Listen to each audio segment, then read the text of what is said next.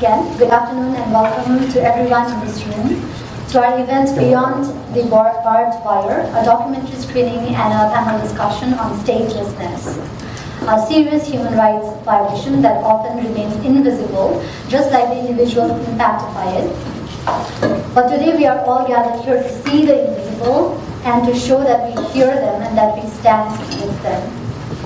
The event is organized in collaborative effort with the Academy on Human Rights and Humanitarian Law, the Center for Human Rights and Humanitarian Law, and the LL.M board of the American University, Washington College of Law. We have pizzas and sodas in the house. Please help yourself. And with this, I would like the Center for Human Rights and Humanitarian Law to please give your opening remarks. Thank you. It's working? Thank you very much, Neha. We are very happy to co-host or co-sponsor whatever this event. I think there is a topic that it's not only a topic important in Neha's country, but also is a topic important in our region, in Latin America as well. I am also very happy that some of the panelists for this event are students that were researchers for the Center for Human Rights, particularly doing a research on the convention, so they are going to introduce themselves, explain what they have been doing. And it's always a pleasure to co-host a meeting with the LL.M board and the Academy. So, congratulations, Neha, to organize this event. Neha was one of my students. I'm very happy as well that see Neha pushing the law school in organizing this kind of event. And I think that we will have a very vibrant and interesting discussion after watching the documentary. So I pass the floor to my colleague, Gabriel from the Academy. Thank you, Professor Bertoni. Thank you, everyone, for attending this event. On behalf of the Academy on Human Rights, and in particular, from Professor Claudia Martin and Diego Rodriguez-Pinzon, the co-directors of the Academy, we're happy to host this event, which is part of a broader initiative that we're starting on fall 2024, when Neha came to us with this proposal of addressing the statelessness issue in Nepal, and also trying to connect with embassies here in Washington, D.C., especially those that has statelessness laws in place. And we believe that the Academy is a good forum to promote this kind of discussion in a respectful way, and to engage with them in meaningful ways to promote this. First and foremost, thank you, Neha, for bringing this on the table. She's one of our students on our Human Rights and Humanitarian Law program, and she has been outstanding bringing this kind of ideas, and that's what we're looking for. At the same time, I want to take advantage to thank our panelists today, both Betilde, Ivonne, and of course the JD students. We are very glad that you decided to attend and to foster the discussion. And I just want to briefly conclude just mentioning that the Academy has in place many initiatives, including the Academy on Human Rights Summer Program, which will happen on the last week of May and the first 2 weeks of June, where we bring judges from the Inter-American Court, members of the UN Special Rapporteurs, of course members of the OAS that are here also teach with us. So if you guys are interested in the human rights field, even Professor Bertoni is there, and we have Professor Claudia Martin just right there, that she just got in. Hello. And I also want to promote really briefly the Moot Court competition, which is one of our signature events, and it's taking place the third week of May. It's the 30th anniversary. This year we're addressing the topic of human trafficking, which is very close to the topic that we're addressing today. And yeah, I just want to highlight that, and thank again all the panelists for their availability. And I gave the floor to Neha to start the presentation. Yeah, help yourself. We have plenty of food. Thank you so much, Professor Ivonne and Gabriel, for all the support.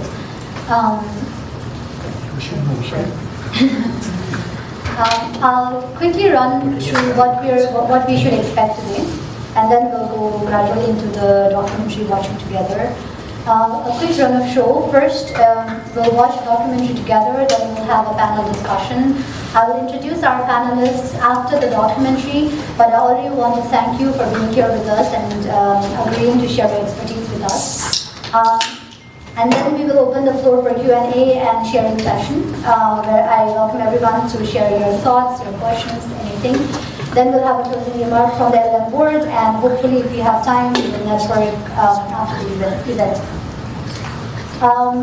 Just quickly, I also want to acknowledge the participants of AU faculties, students, alumni among us, but also participants from outside AU. We have among us, I'm sure representative from UNHCR. We did have registrations. We also have participants from Georgetown, George Washington University, my fellow Fulbrighters, and individuals who are purely here out of interest and to share solidarity. Thank you all for coming, and I hope we will make the most of our time. I'm actually very humbled to be moderating this event because as a former stateless person myself, I have always felt obviously the passion, but also the burden of amplifying the voices of others impacted, become an advocate, activist, researcher all at the same time, and also continue to address this issue.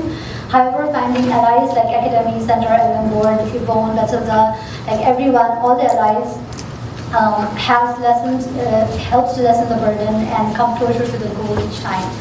And I'm sure with the empathy, with the solidarity from those not affected, from those positioned to drive change, like everyone in this room, from those in position of power, from those who have the capacity to realize our own privileges and use them elegantly to effect change.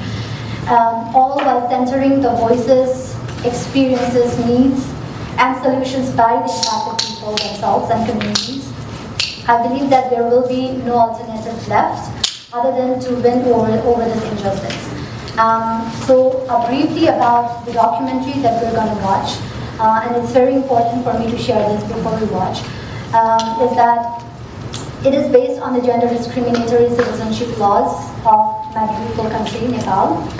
It is based on my family story, particularly my mother's unwavering dedication and determination to mobilize change. In case you're wondering, yes, I am slightly embarrassed to be hosting a documentary event where I myself am in. But over the past 10 years doing advocacy, I have also realized one thing, that it is not me who should be embarrassed in my effort to grow solidarity and effect change or reform. But it is the people or entities who are discriminating and violating human rights, knowingly or unknowingly, who should be embarrassed.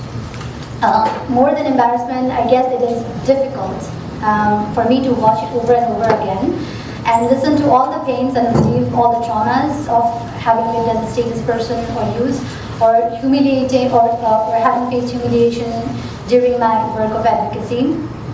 On the other hand, as difficult as it may be,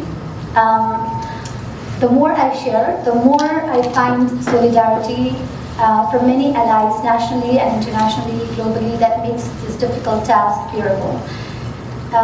Sharing this pre-note was very important for me, and I am grateful that everyone here in this room, I will get to see the documentary with a new set of mind and feel more solidarity together. So now enough of me talking, and we'll start watching the video.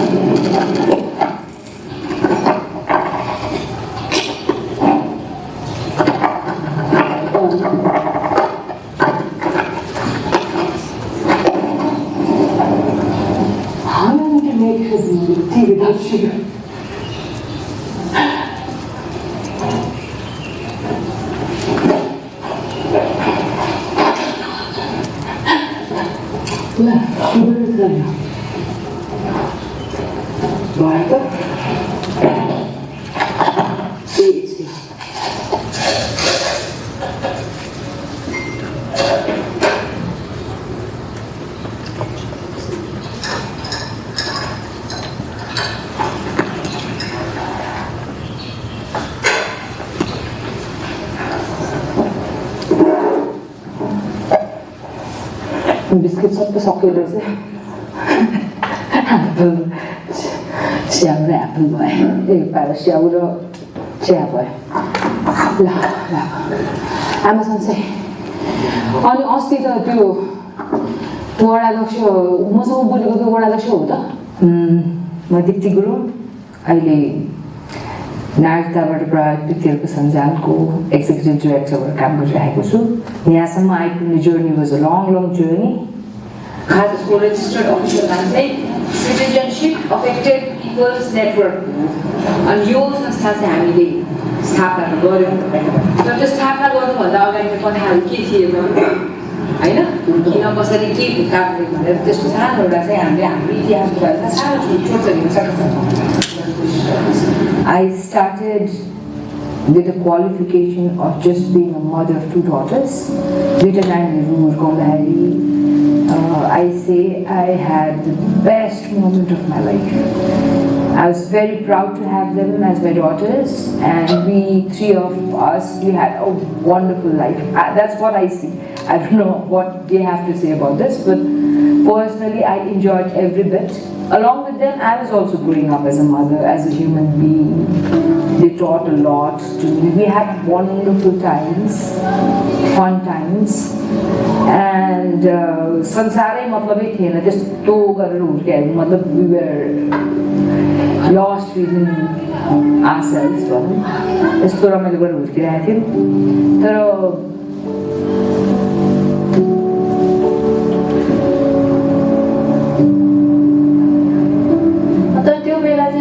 Funny thing भन्ने के भन्ने होइन मलाई चाहिँ खासमा त्यो आमा र बाबा भन्ने त्यो कन्सेप्टै थिएन है मलाई चाहिँ आमा नै मात्रै हुन्छ जस्तो लाग्थ्यो कि बिकज आमाले चाहिँ लाइक केको त्यो कमी भएन नि त फिल भएन नि त त्यसैले एउटा फ्यामिलीमा आमा र बाबा हुन्छ है भन्ने चाहिँ मलाई त्यो त्यस्तो थिएन कि अनि जब म त्यो सेन्ट मेरिजमा यता पढ्न थालेपछि त्यो डायरीमा जहिले पनि फादर्स नेम भन्थ्यो कि अनि फादर्स नेम भएन भने चाहिँ कस्तो अनौठो मान्थ्यो अनि मेरो छैन लाइक मेरो सिङ्गल मम हो भन्दाखेरि मान्छेहरूले कस्तो लुक दिन्थ्यो कि अनि मलाई चाहिँ ए यस्तोरी हेर्दो रहेछ तर मलाई चाहिँ फेरि केही कमी नै फिल भएको थियो नि त जब म स्कुल जोइन यहाँ गर्न थालेँ त्यहाँबाट मात्रै मलाई एकदम स्ट्रङली फिल भयो कि फ्यामिली भनेको त आमा र बाबा भयो भने मात्रै यहाँ फ्यामिली मान्दो रहेछ जस्तो फिल भएको थियो कि त्यो एसएसको फर्ममा चाहिँ उसले उसको बुवाको नाम लेख्न पर्ने भयो अनि उसले स्कुलबाट मलाई फोन गरी आमा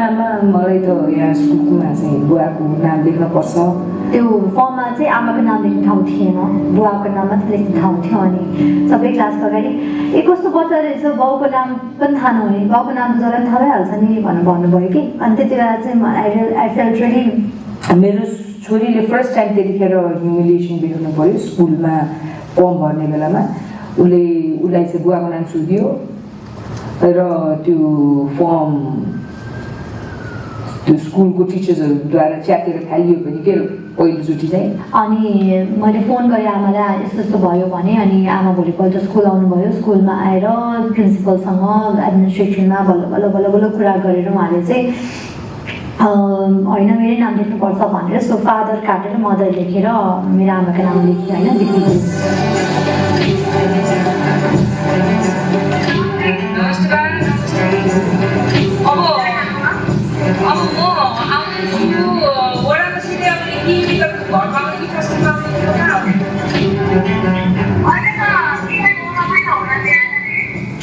तपाईँहरू सिधै वडामा आइराख्नु त्यो तपाईँ ठुलो छोराको नागरिकताको फोटोकपी र नागरिकताको लिएर आउनु भन्ने है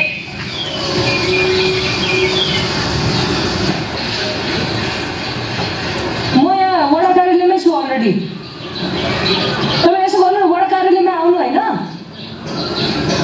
अनि यहाँबाट सबैजना सँगै जाउँला नि And then there she was like all transformed पछि टुरिज्ममा काम गर्दाखेरि चाहिँ एयरपोर्टमा jeans and loose t-shirt. Pura badass heroine हुँदा हाम्रो त अनि पुरा हुन्छ नि she knows how to mingle with people. यही फोटोमा पनि छोटो कपाल थियो नि त पहिला यस्तो त कसैको पनि हुन्न त्यो टाइममा अब झन् स्पेसली यो नेपाली सोसाइटीमा त होइन तर आमाले चाहिँ एकदमै हुन्छ नि कसले के सोध्छ मलाई मतलब छैन म आफ्नो कम्फर्ट सबै हेर्छु भनेर चाहिँ यो स्टाइलमा हिँड्नुहुन्थ्यो कि धेरैजनाले भन्थ्यो पनि होइन आमा हो कि बाबा हो यो भनेर कमेन्टहरू दिनुहुन्थ्यो कि तर अब आमा एकदमै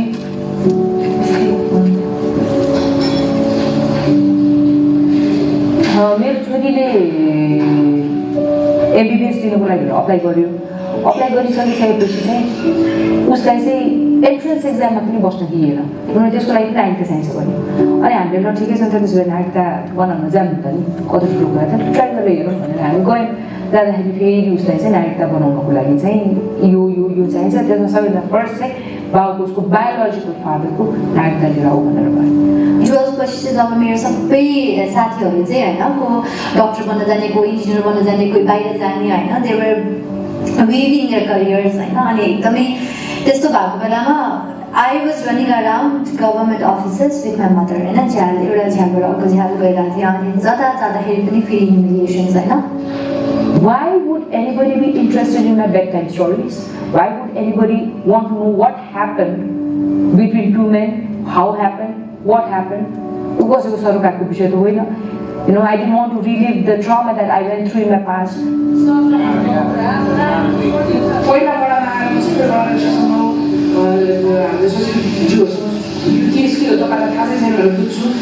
कति विश्वास गर्नुहुन्छ यो केस भनेबारे बुझ्छु राम्रोसँग बुझेर मैले सहजीकरण गरिदिउँ क्या मैले मेरो काम हो कि मेरो भनाइ राम्रो सहजीकरण मात्र गरिदिउँ कि कानुनले ठिकै र ठिक छ त्यति गरेर लास्टमा केही नै भएन भने अदालतको ढोका पनि छैन त्यसले गर्दाखेरि केही उयो हुँदैन त्यो गरेको त्यही तरिकाले जाउँ अब अहिले चाहिँ आजलाई चाहिँ हामी सजिलो पर्दैछौँ मैले गाडी सर त्यही जाउँ त्यसैबाट म लिएर आउँछु sir I was given names in a most horrible way in front of my children when they were just imagine like you know they were teen reason and nine when their one and only mother were humiliated that way.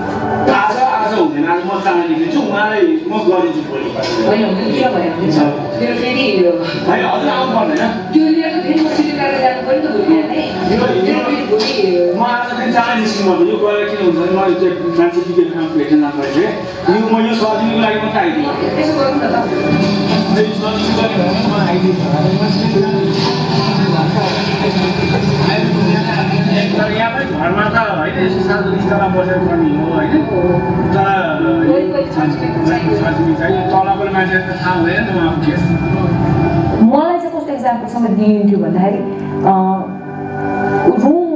room filled with people and I was introduced like आउनुहोस् भित्र आउनुहोस् meet the version like कुमारी आमालाई भेट्नुहोस् उहाँ कुमारी आमा हुनुहुन्छ उहाँको दुईजना छोरीहरू हुनुहुन्छ उहाँलाई कसरी नागरिकता दिने भन्नुहोस् त ल भन्नुहोस् के हो उहाँको बुवा आमा को हुन्थ्यो सुजनको बुवा आमा त म सुन्दा परे उहाँ चाहिँ अब नेपालमै भएको भयो and then he was even saying like हुन्छ नि एउटा पोइन्टमा त मलाई तपाईँप्रति एकदम सहानुभूति छ मैले सकेको मात्र भयो त म नै बाबु बनेर नागरिकता दिलाइदिन्थेँ उहाँको के एक्सिडेन्ट के भयो खुट्टा हाँसेपछि उहाँसँगै बस्नुभयो उहाँले स्याहार गर्नु त्यही वखतमा चाहिँ अब उहाँहरूको प्रेम भएर यो बच्चा जन्मियो भन्ने कुरा मैले बाहिर बुझेँ त्यही हो अब त्यो भयो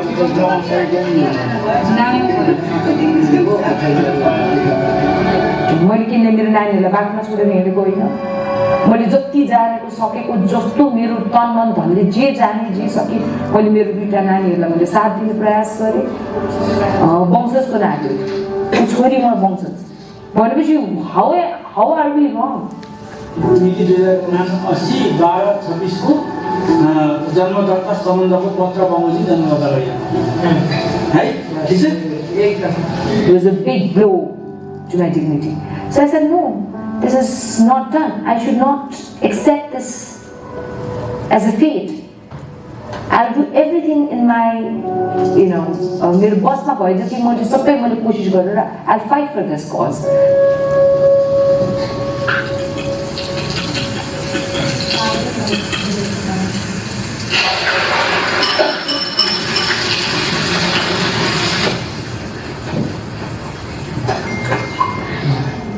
Thank you. It's a खाना यस्तो मिठो बनाउने तर एकदम पिरो मिठो भयो मलाई मेरो सानो बेलाको एकजना साथी 27 वर्षपछि 27 वर्षपछि मैले भेट भयो उहाँको नाम चाहिँ दिवाकरजी हो we were childhood friends and he was a wonderful boy in a sense like he always wanted to play with me and I was a bullied kid because I didn't have my mother when I was a young girl and he stood for me. And I came to know that he's also single, and we decided that we'll start a family together. A wonderful soul. So we decided to have a family fine, and then हामीले त्यो सबै हामीले arrangements नै भइरहेको थियो हाम्रो family-मा. And then we had to shift from Pokhara to Kathmandu. SLC पास गरे लगत्तै मैले चाहिँ नागरिकता बनाउन खोजेको थिएँ अझै करेक्टली भने मेरो आमाले चाहिँ नागरिकता बनाइदिनको लागि त्यो सिडिओ कार्यालयहरू धेरै धाउनु भएको थियो तर मेरो बुवाको आफ्नै नागरिकता नभएको र उहाँ चाहिँ बितिसक्नु भएको हुनाले त्यहाँ चाहिँ त्यति बेला समस्या आयो मेरो वाइफ दिप्ती गुरुङले भनौँ यो नागरिकताको समस्याको लागि हल गर्नको लागि चाहिँ उहाँ चाहिँ जिल्ला कार्यालय वडा कार्यालय हुँदै हुँदै पछि हामी सर्वोच्च अदालतमै पुग्यौँ र धेरै वर्षको भनौँ न यो दौडधुप पछि चाहिँ एउटा हामीलाई चाहिँ सर्वोच्च अदालतले नै नागरिकता आमाको नाममा नागरिकता दिनु भनेर चाहिँ बल्ल बल्ल म 45 वर्षको उमेर हुँदा चाहिँ मैले नागरिकता पाएँ सुरुको 3-4 वर्ष 5 वर्ष त एकदमै उसले गाह्रो भएको थियो है अनि यो टाइममा I think it will be N unjust if I don't से हाम्रो घरमा एकदमै फ्रस्ट्रेसन भएको हुनाले के भन्छ अब स्क्वाबल्सहरू कन्फ्लिक्टहरू पनि हुन्थ्यो अनि बिचारा दिप्ती सी नेभर के भन्छ एक्टेड अग्रेसिभली अगेन्स्ट अस अनि she was the one who was taking all the brunt के अरे दिप्तीको बारेमा गर्दाखेरि चाहिँ जहिले उसको सक्सेसको कुराहरू छ कि मान्छेहरू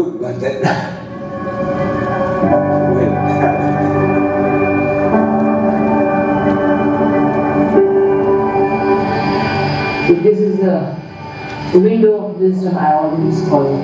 त्यसले भक्कै बार लगाएको थियो कि अनि फर्स्ट यो बार पनि यो पनि थिएन अनि I only had this Hahn it was all free के I always related with my life त्यतिखेर अनि it was so beautiful then this bar आयो हैन this is bar I literally felt like life is somewhere beyond that but I'm stuck here inside okay? I always felt it that way but I had this thing in my mind that one day I can cross through that and feel that it's too because I've been able to get kinship for my children, my family but we are still this side of that barbed wire not yet we are still not yet real life I've already like 15 years like I don't know where I got into big back, like half my life or beyond that.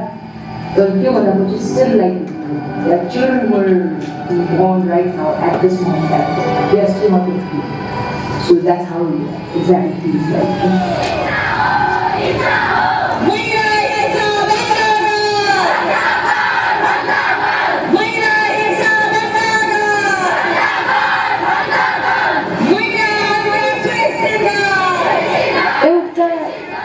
नागरिकता पाउनको लागि नागरिकताको मूल्य के त what's the price एउटा नागरिक बन्नको लागि एउटा यो देशसँग मेरो सम्बन्ध जोड्नको लागि मेरो बच्चाहरूको सम्बन्ध जोड्नको लागि यसको प्राइस के त मसँग भएको नागरिकता चाहिँ के हो त एकदम डिस्ट्रेस सिचुएसनमा I had no idea what to do next मलाई काम गर्न पनि जान लाग्दैन थियो it was so difficult that time अनि त्यतिखेर जाँदाखेरि मैले जुन हौसला मैले एफडब्ल्युएलबाट पाएँ I think that's the most beautiful thing first and foremost I met wonderful people like Meera Dukana, Sabine Shrestha, their reality.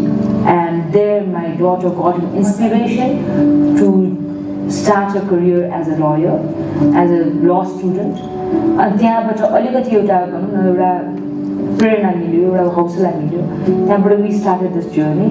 And little by little हामी चाहिँ त्यतिखेर कन्स्टिट्युसन बन्ने पनि एउटा हिस्ट्री मेकिङ टाइम थियो. त्योमा पनि हामी इन्भल्भ हुँदै गयौँ. त्योभन्दा अगाडि चाहिँ मैले citizenship in the name of mother भनेर चाहिँ फेसबुकमा मैले पेज खोलिसकेको थिएँ. Because that was the place where I wanted to start a conversation social मिडियाको थ्रुबाट. यो सिटिजनसिप इस्यु चाहिँ good, bad, ugly, doesn't matter, but I just wanted to start a conversation. And I got a call, and while I came on the citizenship in the name of mother, something happened back home, and I got home, then that person turned out to be Sweden Muñoz.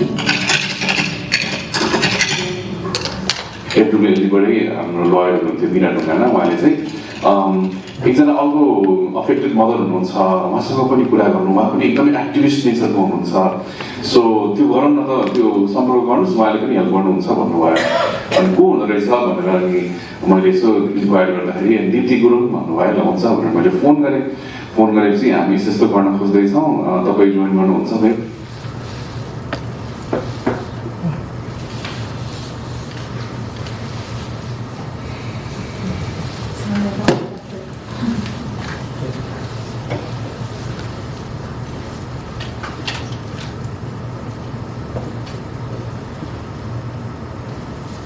Sessions with him and learned what exactly Constitution is all about. Yeah, हाम्रो कुन धारामा, कुन एरियामा, कुन कानुनमा चाहिँ कसरी discrimination भएको छ. So all that point onward, I took a very different journey. म नेपाली छोरी हो, मैले अमेरिकनसँग बिहा गरेँ, म इन्डियनसँग बिहा गरेँ. तर मैले मेरो नेपालको नागरिकता राख्छु भनेर भन्छु पाउँथेन. कि मलाई जबरजस्ती मेरो नागरिकता खोजेर मलाई इन्डिया अथवा अमेरिका पठाइदिनु. जति पनि नागरिकता विहीन व्यक्तिहरू हुन्छ, जसको सेवाको लागि सपोर्ट गरिरहनुहुन्छ, आफ्नै परिवार जस्तै गरेर ट्रिट गर्नुहुन्छ. I don't agree, fully agree with it, because अहिले चाहिँ I ask to treat it as a job. तपाईँको जब हो, यो काम हो कि सेपरेट द्याट फ्रम यो पर्सनल लाइफ भन्छ, but she obviously makes it very personal. अनि उसले पनि यहाँ जन्मेको हकमा पुलिस सर्जनहरू गरेर जन्मदर्ता पाउनु पऱ्यो. हो त्यसको लागि चाहिँ सबैजना सहयोग गरिदिनु पऱ्यो होइन. अब उसले पनि अब के काम गर्छु यसो गर्छु उसो गर्छु उसलेसँग बुवा खुवाउनु पनि दिएको छैन. अनि मैले चाहिँ हिजो भर्खर त्यो अफिसमा गएर उनको बुवाको नागरिकता कस्तो रहेछ त यो अफिसको चाहिँ प्रोसेस गर्नु पऱ्यो भनेर त्यो नागरिकता त्यहाँबाट लिएर आएँ. पहिलोचोटि मैले चाहिँ उसले पनि अब उसको बुवा देखेको छैन. कस्तो छ बुवा देखेछ? ल मेरो बुवाको फोटो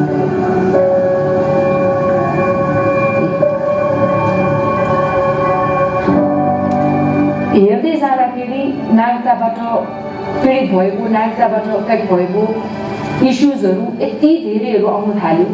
डिफ्रेन्ट इस्युजहरू त्यत्रो लडेर संविधान आइसक्यो. तर उनीहरूलाई के छ भन्दाखेरि नागरिकता विधेयकमा हाइलाइट भएको जन्मको आधारमा र एकल आमाको दुईटा इस्युले गर्दाखेरि चाहिँ समग्र नेपालीले नै दुःख पाउनुपर्छ. किनभने विधेयक नआउनु भनेको समग्र नेपालीको विधेयक नआएको हो त. सर्वोच्च अदालतले आमाको नामबाट पनि नागरिकता दिन आदेश दिए पनि गृह मन्त्रालयले कार्यविधि नबनाएका कारण आमाको नाममा नागरिकता वितरण हुन नसकेको हो.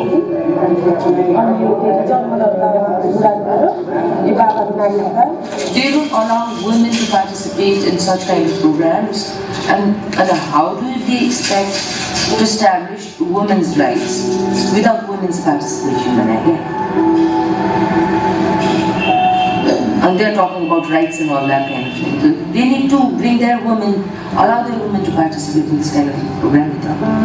So, single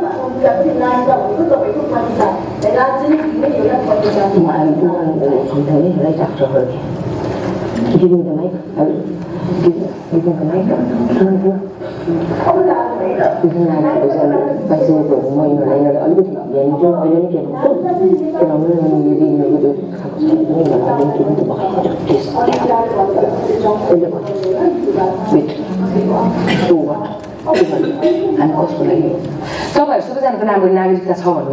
You know, I think a lot of people may look at Deepthi and underestimate her or they may dismiss her. But you underestimate Deepthi at your own peril because she is such a strong person. She will outthink you, she will outlast you, she will out-persevere you, and she will get the change that Nepal needs.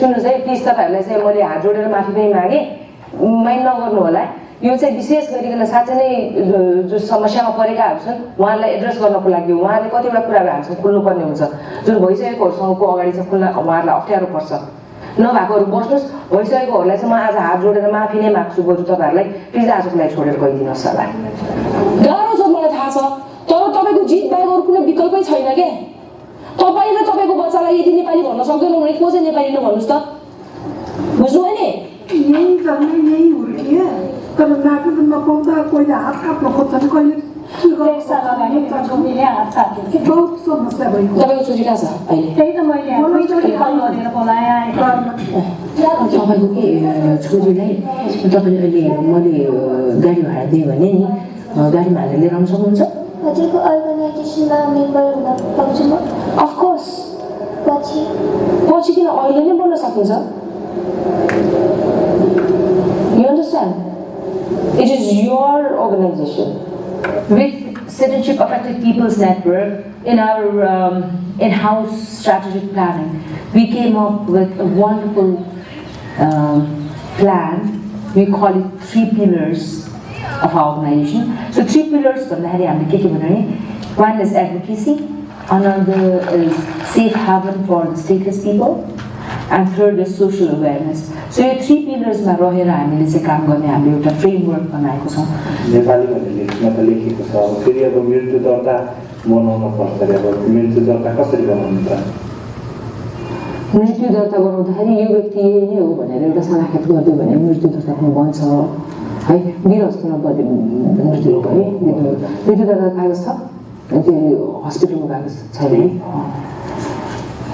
अब यो वडाको पनि यो नागरिकतामा वडा भन्दा पनि सिडिओ अथवा त्यसमा यदि गलत तरिकाबाट नागरिकता दिएको रहेछ भने कर्मचारीहरू पनि फस्छ भनेर लेखिएको छ क्या कानुनमा लेखिया भएर उनीहरूले चाहिँ अलिकति हच्केको कारण थियो तर कानुनले कतिवटा कुरामा चाहिँ बाटो फुकाइदिएको छ भन्ने कुरा मैले अस्ति फोनमा भन्न खोजेको कुरा चाहिँ उहाँलाई त्यो पनि भन्न मैले दिनु भएन उहाँले हैन मैले फोनमा चाहिँ के भन्न खोजेको थिएँ भने उहाँलाई अहिलेको नियमावली पल्टाएर हेरे मात्रै पुग्छ के कानुन अनुसार जानलाई कुनै त केही चिजले पनि रेको रोकेकै छैन नि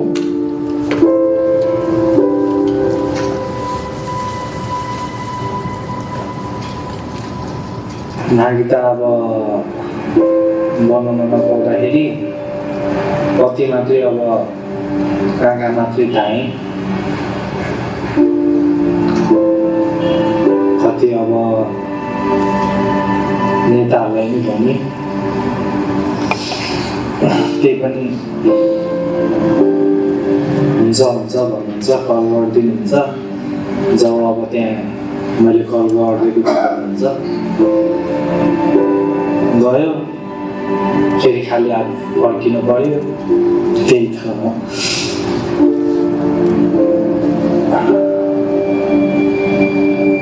अब आमाकोबाट पनि नियम कानुन त आयो तर त्यही पनि मेरो बन्न सफल भएन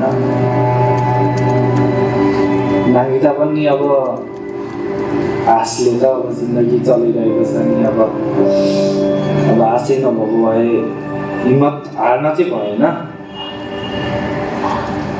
आश त अब पहिल्यैदेखि आश भइरहेको होइन एक दिन अब बन्छ भनेर त्यति हो कि ढिला साह्रै बन्छ बनेन भने अब मन दुखाउन पनि भएन होइन जीवन अब त्याग्न पनि भएन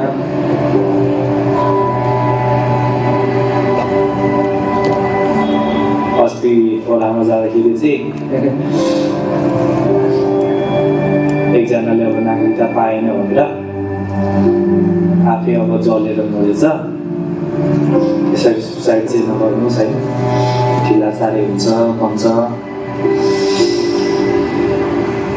मेरो त अब फ्यामिली हुन्छ नि त मम्मी हुन्छ अब मैले अब जीवन नै त्यागिदिएँ भने त मेरो अब मन त्यहाँ हेर्नु त कोही हुँदैन I know what it means. I know how it feels.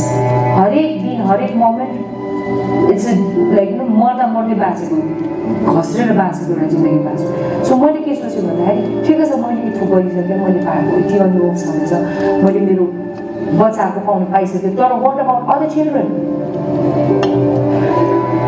अब भर्खर त अब फेरि सुरुवात हुँदैछ नागरिकताको लागि. कति ठाउँमा अझै लड्न बाँकी नै छ नागरिकताकै लागि. अब केही समयपछि अब मैले पनि नागरिकता पाउँछु होला. हजुरहरूले पनि अवश्य पाउनुहुनेछ नागरिकता. त्यति मात्रै हो कि अब कहिले पाउनु भइसक्यो अगाडि नै, कहिले पाउनु भएको छैन. बिस्तारै बिस्तारै अब बन्छ सबैको, चिन्ता चाहिँ गर्नु भएन.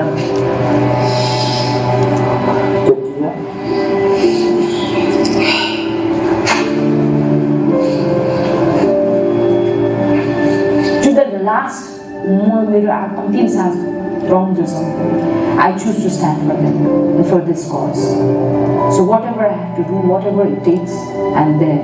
I'll keep on fighting for this until unless एकजना बच्चा पनि देशमा अनागरिक रहेसम्म यहाँ उभिरहन्छु उनीहरूको लागि.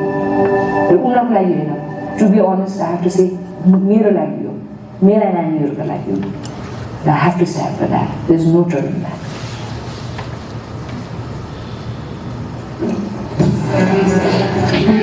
यो ब्यागमा चाहिँ मेरो खजाना, पेपर खजाना चाहिँ मेरो सिटिजनसिप. अहिले नागरिकता पाएपछि मलाई यो नेपाल, यो अधिराज्य संसार नै मेरो हो भन्ने मलाई खुसी लागेको छ, गर्व लागेको छ. मैले नपाएँ त बाबुहरूले तारिक दुःख पाउँछ. अब मैले त पाउनु सकेन, बाबुहरूले कसै पाउनु सक्नुहुन्न. बाबुहरूले त कहिले भन्छ 45 इयर्सको एजमा चाहिँ मैले मास्टर्स जोइन गरेँ, सिटिजनसिप पाएँ नगर्दै. मेरो आज बर्थडे हो.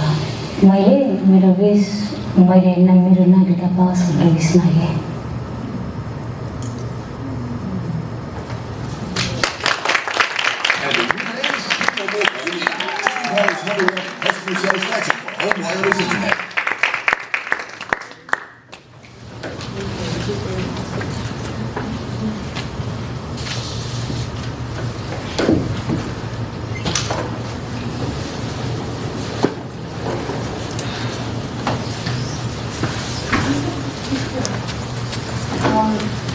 Thank you everyone for watching it. For me, my intention wasn't to make everyone sad, but I guess it is an issue that is very sad and everybody is feeling this time.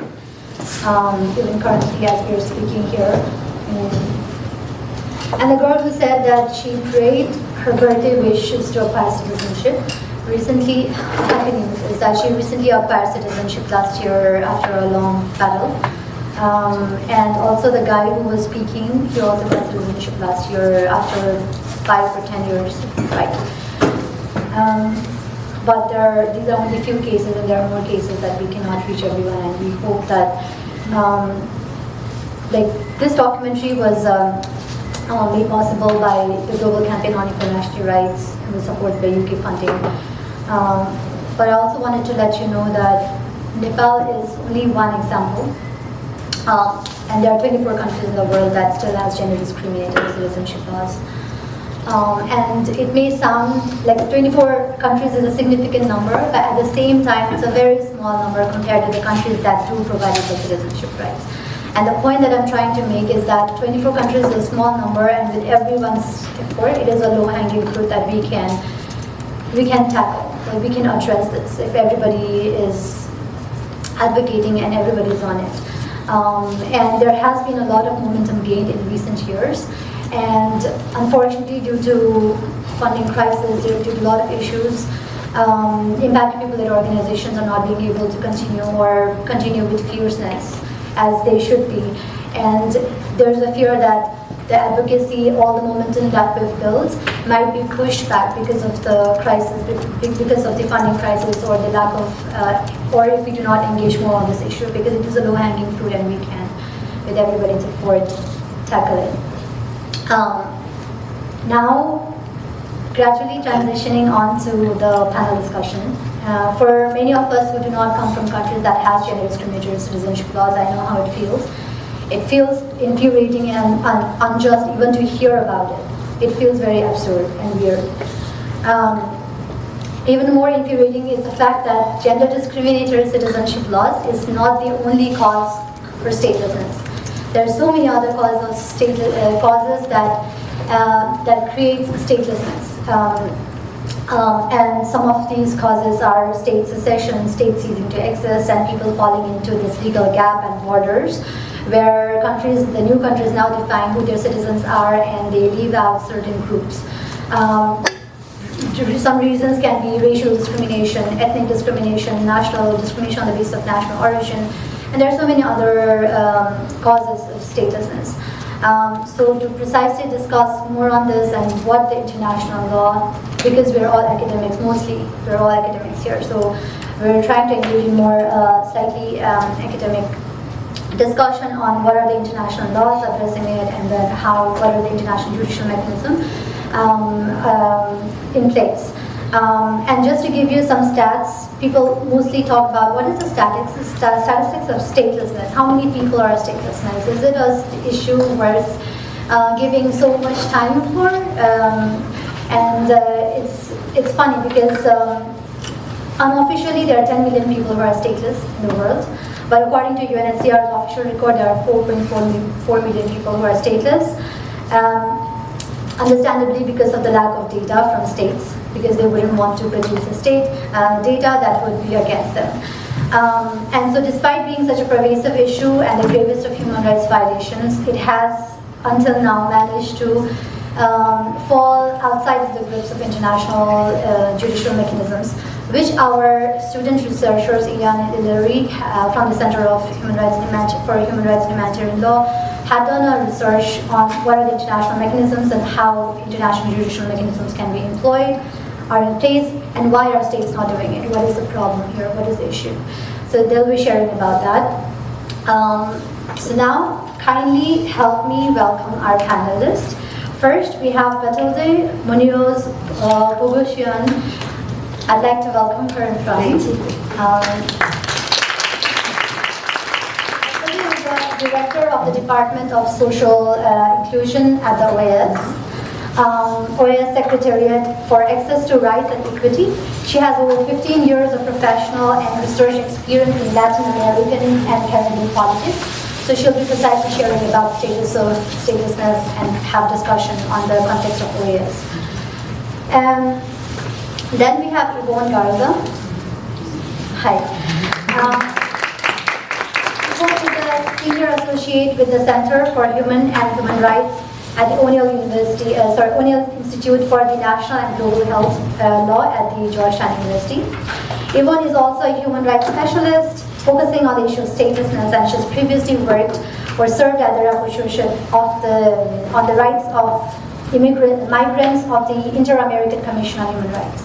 I've personally known Ivonne since my work in statelessness, and also we work together in the global movement against statelessness.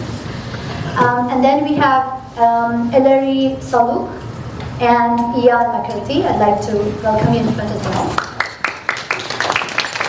Ellery and Ivonne are, like I said, JD candidates at the Betilde and the student researcher at the Center for Human Rights and Humanitarian Law, where they engage in crucial research about statelessness, international law, and judicial mechanism.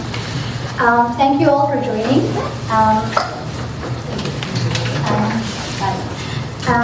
We will first start the conversation by understanding or by laying the ground, like what are the international laws and what are the judicial mechanisms, why is this issue still very invisible in the human rights world.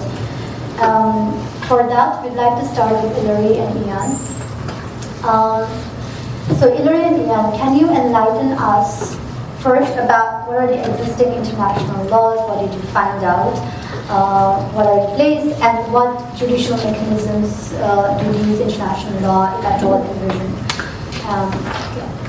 Well, thank you so much for having us on this panel. It's really an honor, and it's also a privilege to be involved in the research that the Center does. So I recommend that anyone who has the opportunity to work with the Center on research having to do with international law do so. It's a wonderful experience. But to answer your question, really statelessness starts with the definition. Of course, we need to understand what it actually is. And the 1954 Convention relating to the status of stateless persons defines it as a person not recognized as a national by any state under the operation of its law. So essentially a person that has no nationality to any country. And this convention provides minimum standards on how stateless people should be treated, such as education, minimum rights. And then the 1961 Convention on the Reduction of Statelessness followed that earlier one to impose obligations on states about how to, as the name suggests, reduce statelessness, because the international community saw that it was becoming a big issue. But unlike other international and regional conventions, those two core statelessness conventions lack a oversight mechanism. So for example, the Convention Against Torture, which is an international convention, has the Committee Against Torture, which presides over the convention and even issues decisions.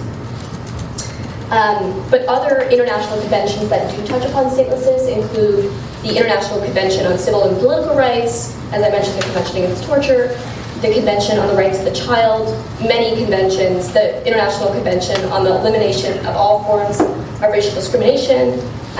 So we have these international conventions that also touch on statelessness, and we also have regional treaties as well. Like the American Convention on Human Rights, the Pact of San Jose, which was adopted by OAS, which discusses nationality. And the European Convention on Nationality is also another example that has very similar language that touches upon statelessness. And then lastly, we have domestic nationality laws, which is really the crux of where statelessness falls in the international system. Mostly it's dealt with at the national level.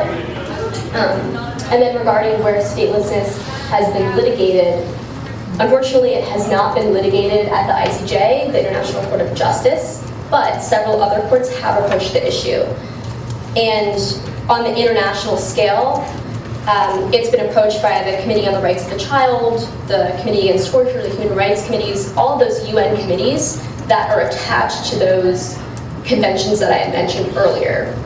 And kind of touching upon the regional statelessness issue, the European Court of Human Rights has decided on 40 plus cases. There are several other regional courts that have made decisions upon statelessness. And then lastly, we have domestic courts, which is, as I said before, they tackle the crux of the statelessness issue in their decisions that they give. Yeah, thank you so much for sharing it. Ian, can you enlighten us? Because like Ellery mentioned, we do have certain laws. It's not like there is a complete vacuum. These are laws that came in 1964, it started from 1954, and these conventions are in place, but very few states have ratified these conventions. And can you enlighten us on the fact that where Ellery mentioned, like ICJ has never heard this case, there are very less, even in the committees they engage with it very less. Can you give your opinion or what you found out in your research, the reason behind it? Sure, yeah. So in my research, I kind of found two general issues. First is kind of maybe a basic issue, and I'm sure a lot of people are familiar with, that even just getting a case in normal circumstances is pretty difficult for the ICJ. One part of that is obviously jurisdictions usually based on the consent of the parties. An area I focused a bit more on is the ICJ being envisioned as this court of last resort. So generally for a case to have the most success in reaching the ICJ, there should be some kind of showing that they have expended other regional dispute resolution options. And as Ellery has kind of mentioned here, international law is kind of multi-layered, specifically international human rights law. So, on the outset of research, it, might have seemed counterintuitive, but that's part of the reason why we've seen more success in dealing with statelessness outside of the ICJ. A second point here, and I think probably maybe the more interesting point, is I think there is a hesitancy in the ICJ, and probably among the state parties as well, to broach into the statelessness issue.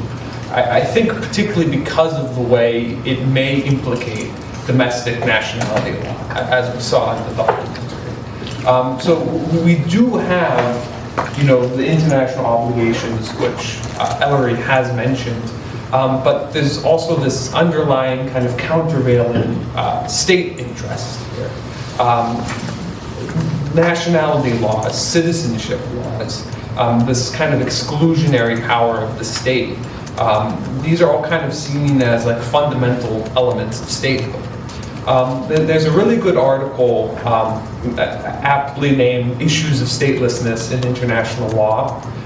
It's from New Mexico Law Review, and in it, this issue is labeled as the ICJ being hesitant to crack the hard shell of sovereignty.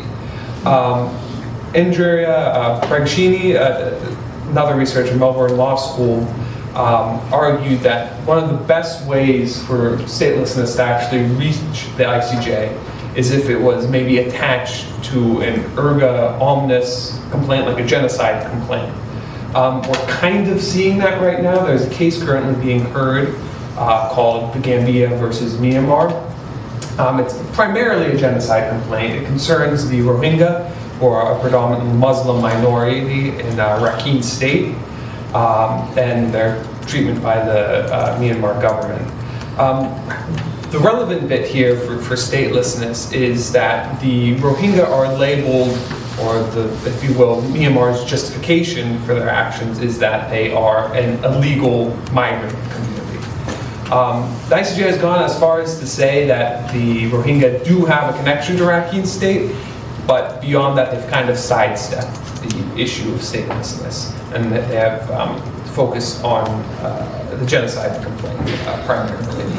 So just to quickly wrap that up,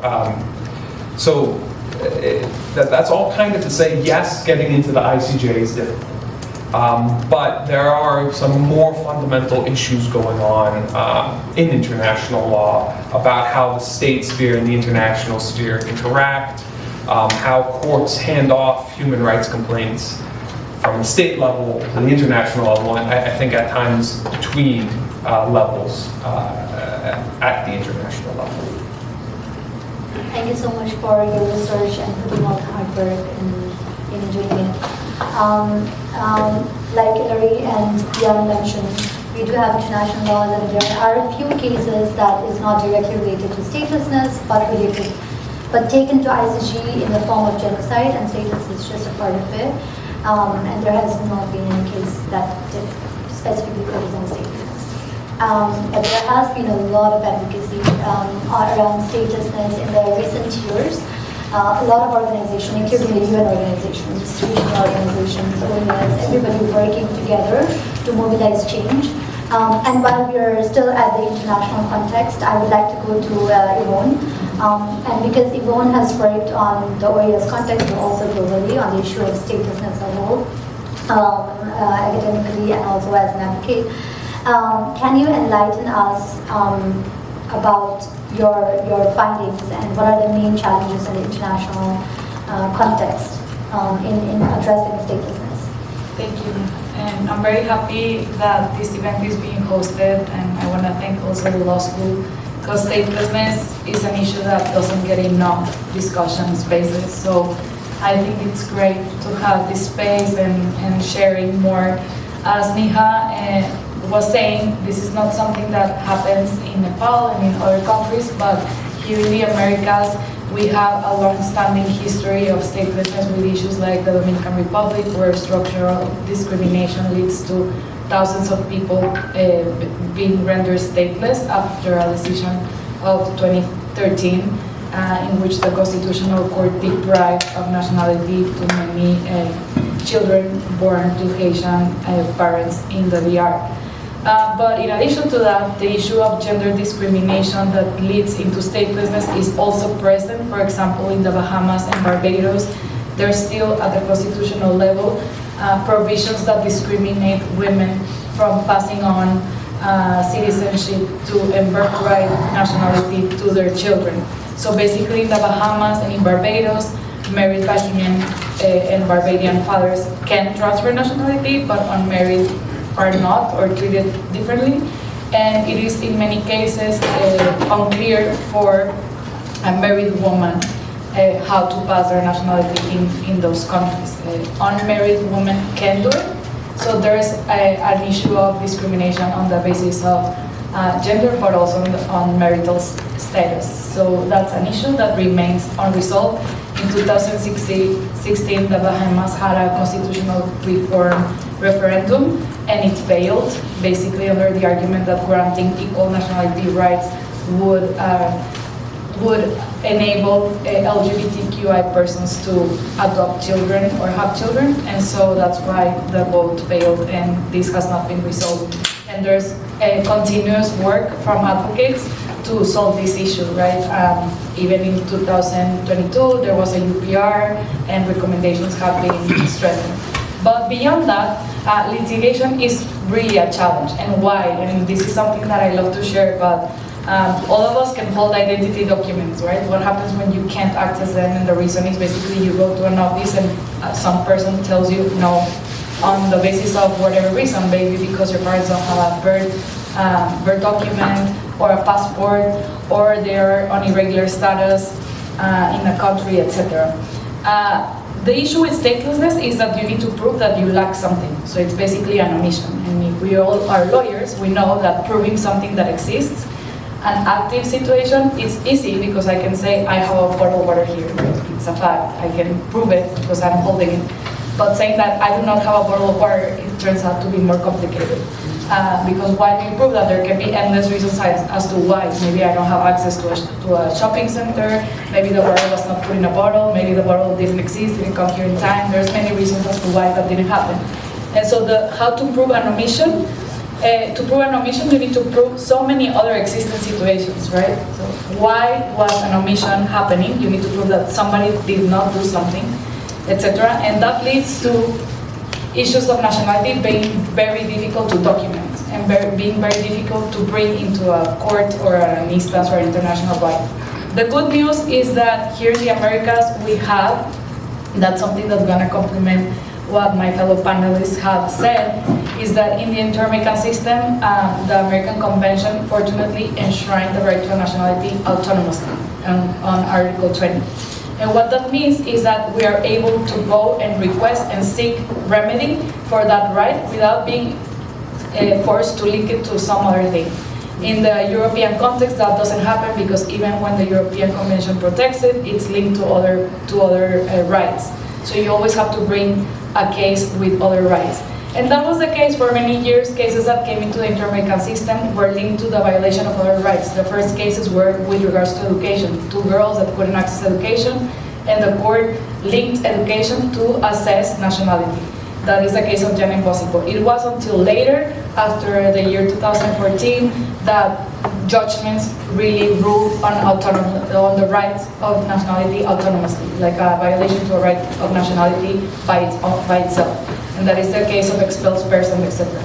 But as Ian was saying, this is a highly issue where the state sovereignty always comes into play, and there have been some setbacks, like the court in the recent Haval case against Argentina, unfortunately didn't really stick up to the 1954 Convention, and it ruled that it made an analysis of when the person lost or not, gained or lost Syrian nationality. And basically what the convention says is that the authority of the country is the one that should say that. So no court is basically enabled to assess whether you lost or gained nationality of a specific state, especially not some other state that is in another country, right? Courts, what they should do is basically assess whether the state prevented statelessness or granted citizenship based on those international obligations they had. And the Inter-American Court made a technical assessment that is, in my opinion, wrong, and decided that there was no violation to the right of nationality in the Habal case. So this issue of evidence comes into even how courts know about the rules of evidence in statelessness case, and the convention is very clear in saying that state authorities need to request from the other states. So let's say a person comes in and says, I'm stateless, and they are, let's say, here in the US must request information from the supposed or alleged country of origin. And then there's a rule. If there is no answer, then the assumption is that there's no record about that person being registered in that country, and that no answer comes into the case. So there are rules of procedure and of evidence, and most of the courts don't know them, right? And so how are we litigating now? I'm gonna share two examples of two cases that I've been involved. One was a woman that was detained in a prison in El Salvador, and she was stateless. She was convicted with no problems by the court without documents. They said, oh, this person has no nationality, but they convicted her to more than 20 years in prison. And then when we managed to arrange her defense, the judge said, you have 1 year to prove your identity. If you don't prove it within a year, your pardon will not be effective. So we had 1 year as lawyers to prove that she belonged somewhere and that she was a citizen of a state. And to do that, of course, imagine a person with criminal records trying to access an authority and say, give me nationality or recognize that I am a citizen of this country. If it's already impossible for a person, it's really hard. Imagine when you have a criminal record, nobody wants to say that. So there was like a very innovative strategy that we followed. So we basically requested the judge to direct those requests in writing to the embassies from where they thought the woman was from. And the judge denied that. He said, I'm not gonna give any embassy any request. So we had already a denial from the judge saying that he was not gonna do that in writing.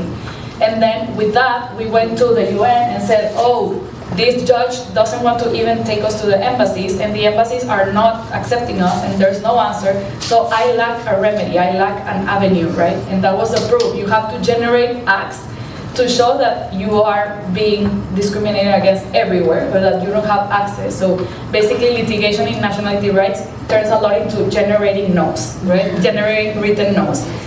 And then once we did that, what happened is that we had to find another avenue, and through those documents and proof that there was a denial, we were able to prove it before a notary and then follow another administrative procedure where the notary could, based on this proof and evidence, access another like non-traditional avenue, and finally she got her documents, but it was more than 4 years to do that, and with the risk of coming back to prison. So that's one case. And the second case is a Colombian case in which a baby was born through surrogacy.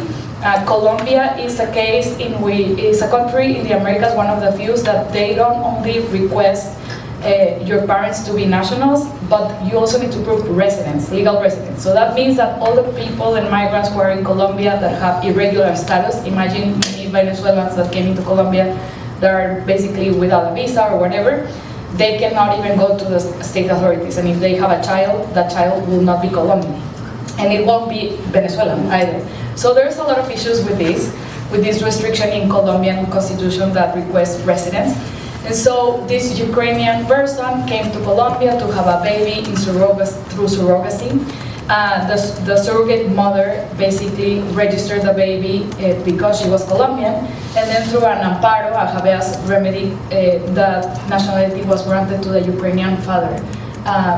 Surrogacy is very difficult because surrogacy laws have different rules, and so the issue of surrogacy rules also comes into play. And basically, when the Ukrainian father wanted to take the child to Ukraine, on the way back, the passport was neglected, or it was not used by Spanish authorities. It was not recognized because the Colombian authorities had done something to eliminate the passport, thinking it was a fraudulent, the whole thing was a fraudulent scheme. And so the baby could not, it was left rendered stateless. And so this case came into the court, right? And we were asked from the office that I worked with to bring in the rules of surrogacy, how surrogacy works and why it can be or leading to statelessness. So what I want to say with this is we gave some technical inputs and we brought all the inter-American standards on the prevention of statelessness and how the state is not forced into evaluating whether a child is going to be stateless in another country.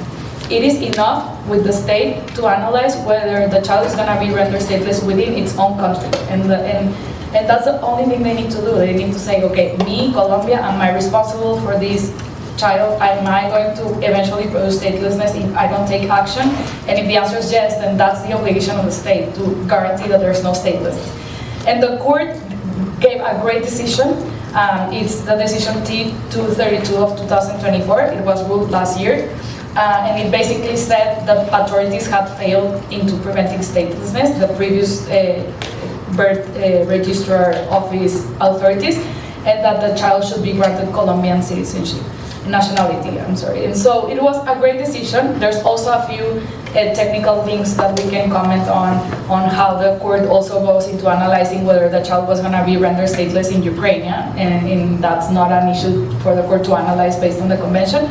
But all this to say that current litigation doesn't come by nationality on its own. It's very important for us as lawyers to see the impacts of statelessness in health, in education, in work, in other areas where it becomes really where it materializes. The issue of statelessness becomes really real when you want to access a master's degree and you cannot register because you don't have a birth certificate. And through those, shed into light into the issue of statelessness and bring on more rulings and precedent, and that will allow us to eventually become and bring in more international protection in norms and standards. And yeah, that's what I want to share. That's what we're doing, and hopefully it's insightful. Thank you. Thank you so much, Ivonne. That was very insightful because I did not know about these two cases, and it's really helpful that I now know about it. And I guess also Colombia is party to both 1954 and 1961 convention. Yes, yes. And do you think, is it the reason why it became a bit easy for actually, that's a very interesting story. I always call it like the popcorn stories and like the gossip of how things turn out to be like that. But when the Venezuelan migration started to grow in 2017, there was like a peak. If you see all statistics, like 2017, then it goes like that, like a really straight line forward. In that moment, Colombia was not part of the 1954 convention. They were only of the 1961. And they were saying like, no, we don't have any, we knew about some cases and they were like, no, we don't have any responsibility. And then we brought a fourth from the Institute on Statelessness and Inclusion to Colombia in Spanish, and we brought the Registrar's Office director. And we said, there is an obligation for Colombia. And they said, no, we actually don't have an obligation because we're not party to the 1954 convention. And we said, yeah, that's right, but you are party to the American Convention, Article 20. And Article 20 has already been interpreted through the other conventions. And you know, because Colombia is one of the states that has more rulings in the Inter-American Court, you know how much you will have to eventually repair and pay, and policies that you're going to have to adopt if you don't do this now, prevent that, because you're having a lot of people from Venezuela arriving.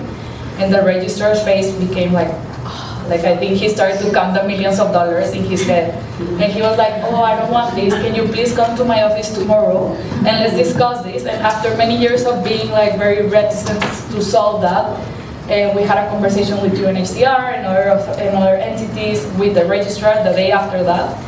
And they enacted a policy to register children of Venezuelan parents in Colombia with an annotation, and then that became Primero la Niñez policy, etc. So it led into the adoption of other policies, but that's how it happened, basically in a room like that, like right now, where we're discussing whether the state was or not responsible.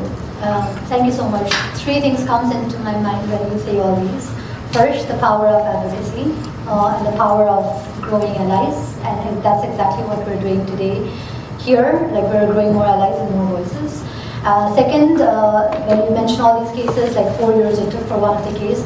While 1 year is 1 or 5 year plan is nothing for states or international organizations. It's a very small time frame. For individuals, 1 year is a lot of time. And 1 year of case, 4 year of case, like, you lose a lot, you leave behind a lot of things.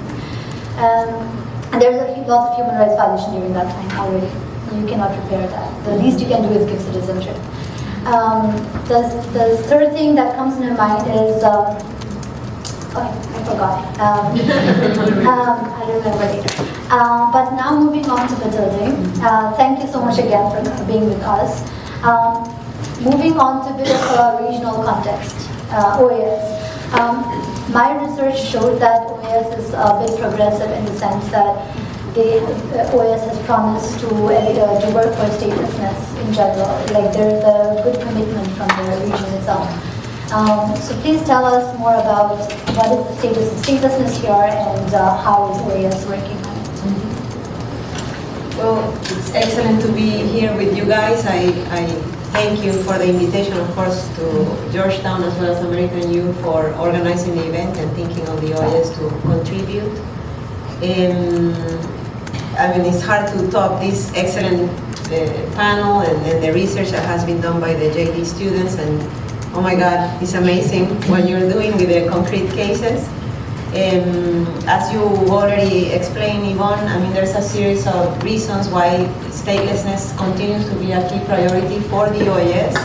You were referring to some of the causes that have to do with gender discrimination, and I'm not going to go into detail, but I would perhaps add two more situations that are happening in the Americas, one having to do with gaps in nationality laws, which you kind of alluded in your remarks, and they have to do with certain countries that have birthright citizenship as the basis for granting citizenship, and how that has become a problem in the case particularly of Venezuelan migrants coming to Colombia since 2017.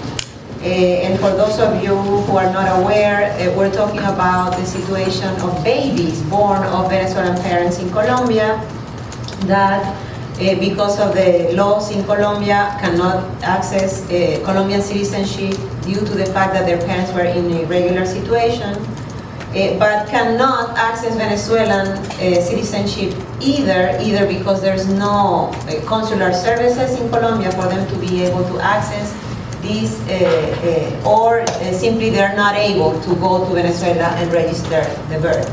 And in that particular case, as we've already mentioned, it's very positive and a very good innovation, and now we know the background of it, that Colombia decided to grant citizenship to thousands of babies. I mean, it wasn't a huge number, but we are talking about the protection of thousands of babies who would have been left without citizenship. And another situation happening in the region has to do with the arbitrary deprivation of nationality. We haven't mentioned it yet, but an example of this situation is Nicaragua. Since 2023, at least 450 people identified as political opponents of the current Ortega regime have been arbitrarily stripped of their Nicaraguan nationality by the country's regime. Some have been able to obtain a new nationality, and these countries have been very solidary and open to grant them nationality, but others still remain stateless. And then we have, as you are mentioning, the situation of all the opportunities, rights, and access to rights really that they haven't had because of the fact that they're not nationals of a nation. So you did mention the gender discrimination in the laws. This is not una generalidad, no? Generality in the Americas, but it's still happening in the countries you mentioned, and of course we remain committed to working with countries on this. And I mean, so much to say. I know we're running out of time, but I did want to mention that we have been participating in a series of activities in order to bring awareness of the situation in the Americas statelessness. But in particular, we've joined the United Nations High Commissioner for Refugees in their campaign, global campaign, to address statelessness. And apparently we are the only intergovernmental organization that has joined. We're very proud to have done this. We are, of course, in a transition from Secretary General Almagro to new Secretary General-elect Ramdin, but we remain hopeful that this is something that is going to continue high in the agenda, because it's not just a legal issue or an administrative issue. This is a moral imperative. This is an issue of human rights, and this is definitely part of the agenda at the OAS. Thank you so much for your insights. And like you mentioned, the UNHCR recently launched its Global Alliance on Statelessness. It's a Global Alliance on Statelessness, or Global Alliance to End Statelessness, I think. It recently launched. Before that, it had a hashtag I Belong campaign that very ambitiously targeted to end statelessness in 10 years. And that 10 years ended in 2024, but the statelessness did not end. So UNHCR and all the stakeholders realized that ending statelessness it's not about fixing a date and then it will end. It's about building collaboration, building more allies, and then having back and forth dialogues, like Ivonne mentioned, like how a small dialogue affects so much change, and how Betilde mentions that OAS is a member, and then more back and forth collaboration, and then building solidarity. And that's what UNHCR realized, and now its new Global Alliance to End Statelessness is not a date-specific agenda or a project. It's an alliance, it's an open-ended, without time, just an initiative to grow more solidarity and alliance and collaboration and engage states and all stakeholders. And thank you for joining that. And I think we also invited a lot of embassies today. Next time we want to see more of them, so that it's very important that academics engage, because I think it's very important that basically academics engage with the embassies and stakeholders, and then change their minds one step at a time. And that's what is, I think, more important, and that's what we can do from here. Having said that, we are at our end of our panel discussion. I hope you were all enjoying it. Now I'd like to open the floor for Q&A, but also if you have any thoughts or opinions or anything that you know about it, or any questions to the panelists, please feel free to throw it. Yeah. Hi, I'm not the most familiar with statelessness. I'm not even majoring in human rights. But since it seems that the main issue of statelessness seems to be a lack of documentation and recognition of who they are for the people who experience it. Do you think something such as a country refusing to accept its own nationals back into the country without necessarily stripping them of their documentation and citizenship would be something adjacent to statelessness, or would it be something entirely related to a whole other issue?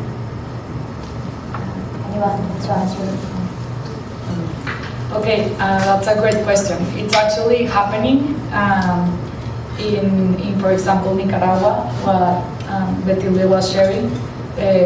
Citizens who are deprived from even leaving their own country and coming back in airports, for example. They're not allowed to go into an airplane. And the denial comes at the airport by the air company basically saying no. And it happens also with Cubans. And so historically, that is not defined as a stateless person, because it doesn't fit in the definition by the 1954 convention.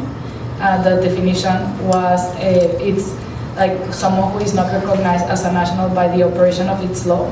But basically that part of operation of its law, the UN has says that it's a mixed analysis of the law and the facts. So if in fact the authorities are expressly denying, then you fit into the definition, and it's like a bit complex definition because it needs this assessment. But technically in academia, there's also not a consensus about how do we define that situation.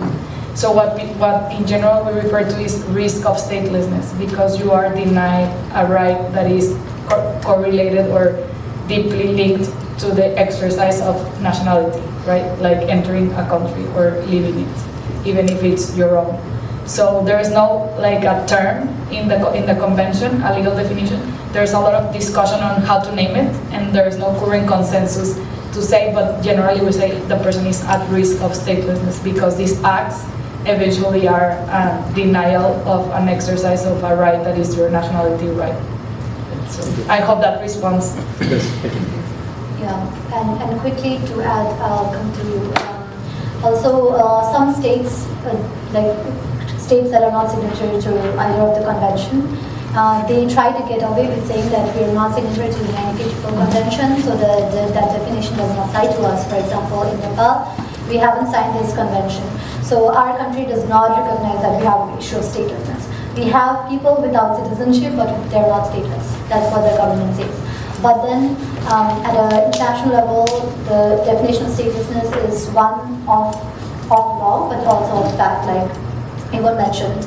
Irrespective of you signed or not, the fact that the person doesn't have citizenship now because of some reason of denial makes you a person at risk or stateless.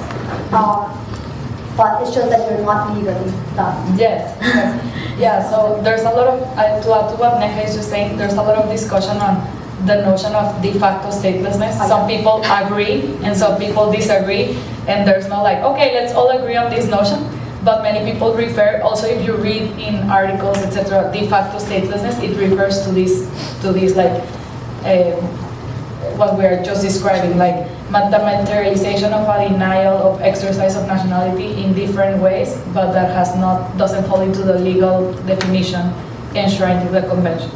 I hope it gives like a little bit of light, but this is where lawyers, we need to start working on it and say like, let's reach a definition. There's definitely a lot of topics that needs to be researched. Like there's a lot of evidence. Tati and hello, I'm Tatiana Anses. I'm an LL.M student of human rights as well. I was wondering, listening to this amazing activist and Neha's mom, which was really inspiring and touching. I myself litigated a case on statelessness for myself, but in Europe. My grandfather was also, he died stateless. So we litigated to regain citizenship and nationality for him, and then for us as well. This obviously, like I think also from what I see, but this is not my area of expertise as Lucas was saying, so I can very clearly see, but I don't know if I'm in the right path, that is like a very strong gender component of the situation of statelessness. In some sort of way, even felt like a punishment to women that don't really agree with certain norms that are expected in societies. But this also happened in so many different cultures with different patterns, so it's but still has some certain liaison with these situations. So you all work in this area, so just having to, I was wondering if I could pick your minds on that. I have an immediate reaction that leads to say that in many countries, women, the registration of their death was never an important policy historically, so you could find birth certificates for men but not for women in many countries until recently, when all men and women who died had death certificates. So it's linking to what you're saying. It's been very important. I myself seek nationality because of my heritage with my ancestors who were Jewish Spaniard citizens. And in searching for that, I discovered that if your lineage comes from your mother, you will have a hardship in placing evidence in many places because there's no even how to prove death of that person who you are linked to or who you might have been transferred nationality from, who is basically your heritage. So yes, I think that brings, in many cases, gender is still the reason, but I think that in the Americas, at least right now, the main reason is lack of birth registration or arbitrary deprivation of nationality, which is very explicit in many times, like in the Nicaragua case where there's a list, and the reason is not where you're man or woman, is whether you oppose a government or not.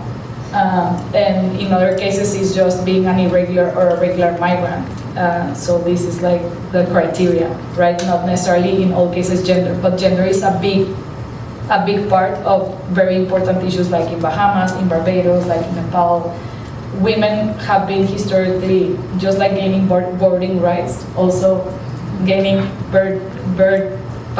passing birth, citizenship, and nationality. Those also are rights that we have gained, and that's why that right is also regulated in CEDAW, in the Convention Against the Elimination of All Discrimination Against Women, precisely because of women being denied. Thank you. Just to also add, I think at the base of statelessness is, at the heart of statelessness, the main cause is discrimination. It's blatant concept that you belong and you do not belong. It's an exclusionary system in itself, and we're trying to make the most out of this exclusionary system to make it more inclusive. Because the citizenship, the concept itself is exclusionary. It defines like who is our and who is not our. And then we're trying to make it more inclusive as we go. And it has to do with a lot of social stigmas and biases.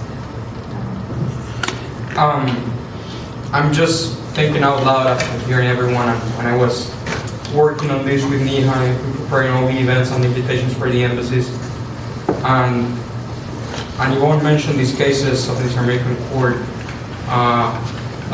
persons expelled from Haitian origin from the Dominican Republic, and Muñoz. And I'm just thinking that, and watching the documentary also, it seems to me that basically the main source of the problem is the normative configuration of some of the regulations. And sometimes is the domestic law itself, what it's not compatible with the regulations that the Human Rights Treaties has. And of course, there's a lot of political will there and all of that. But my question is, if I don't recall wrongly, some of those cases apply the doctrine of conventionality control that we have in place on the Jamaican legal human rights system that of course allows us to review those laws. I know that the ICCPR doesn't have that mechanism, but my question is, for the Nepal case and in general, is there a way in international human rights litigation to make an argument based strictly on conventionality? Because regardless of political, although for me it looks like the main source of the problem is normative configuration, and there's different causes for that. Discrimination, gender bias, whatever, but it's normative configuration. How do you fix that from the tribunals? Is the ICCPR has a possibility to have a similar approach to a regional human rights system? That's a very interesting question. I don't know if you want to share about the decision of you mentioned it, the UN Council decision, which I think is very interesting because it's an attempt to bring a case through another avenue.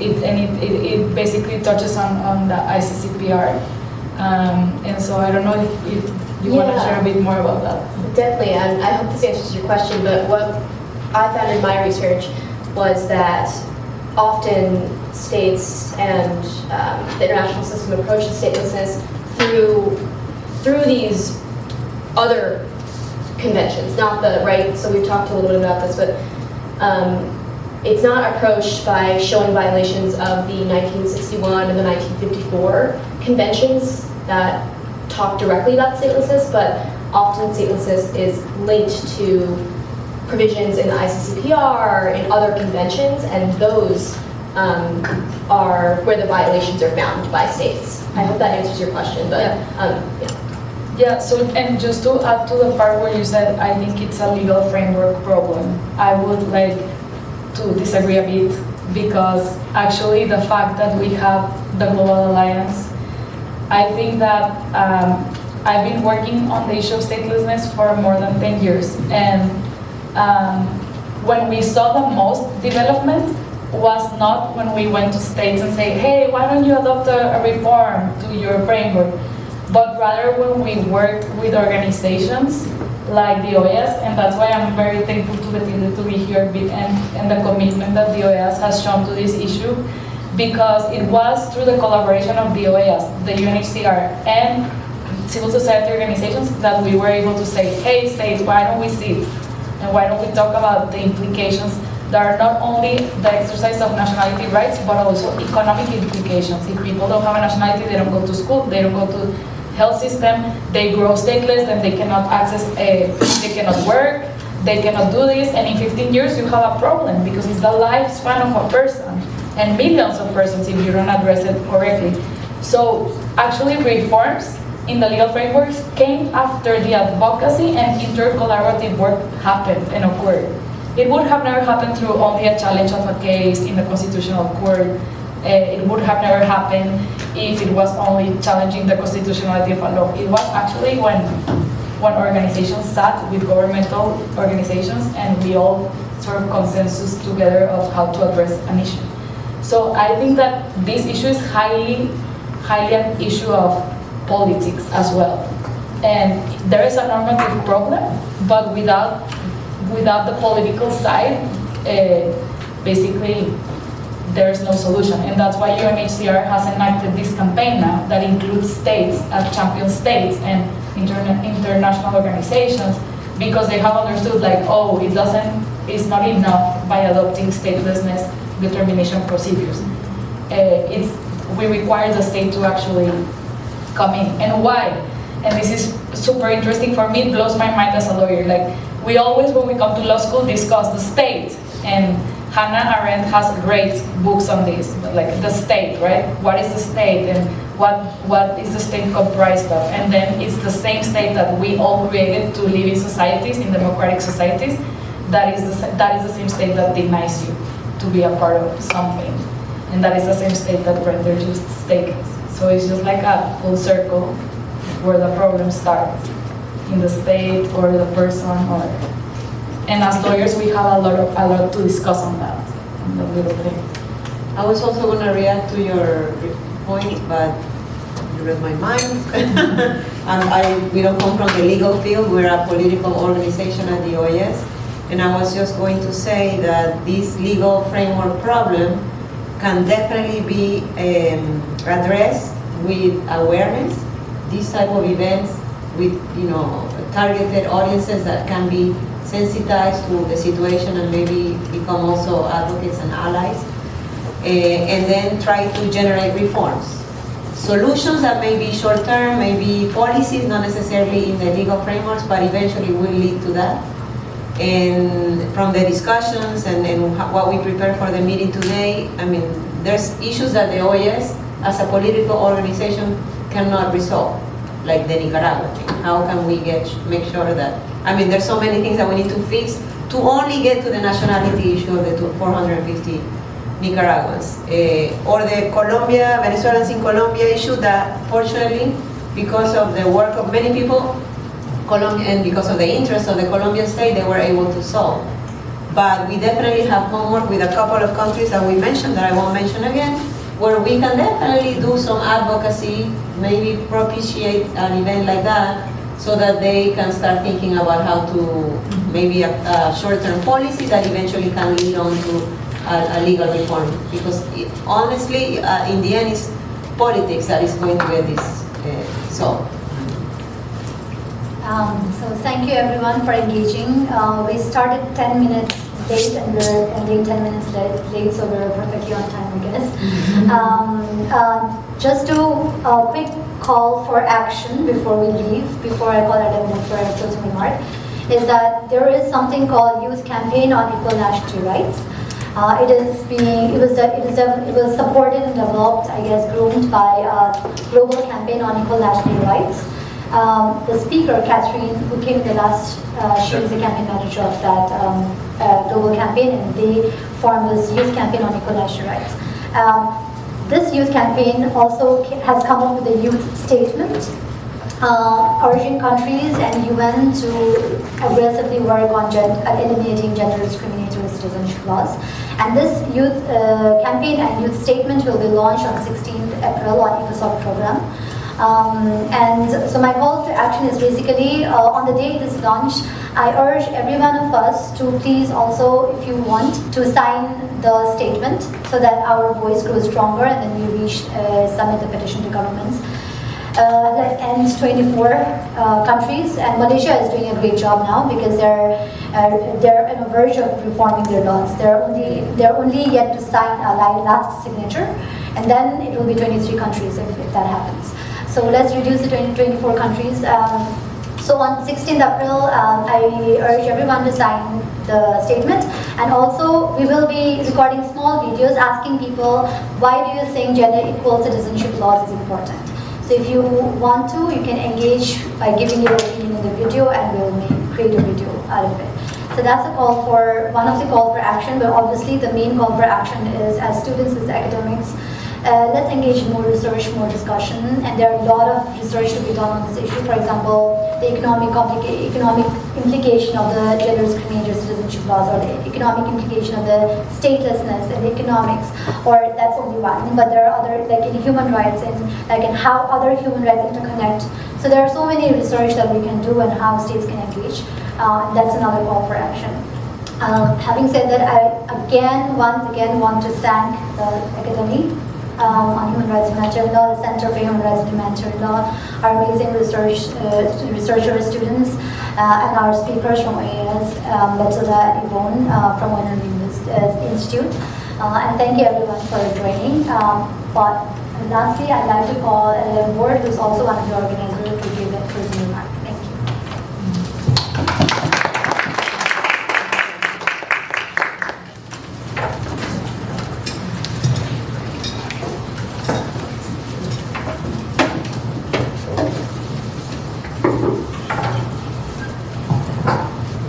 Thank you very much, everyone. My name is Ali. I'm from the LL.M board. So I just wanted to say a few words to thank you all first for being here, especially to our LL.M students. The board is very proud to be a part of this important conversation, and we appreciate Neha for a great initiative, and especially I'm very happy that both LL.Ms and JD communities work together for this important dialogue, and I hope that this is something that we can keep working on that. I also would like to thank and introduce to you our other LL.M board members, Tuana and Laura. Thank you for being here and your help. And lastly, I want to take this chance to introduce you to our next event, which is going to be happening next Tuesday at noon, right here at the same place. And we hope to see you all there as well. Thank you very much.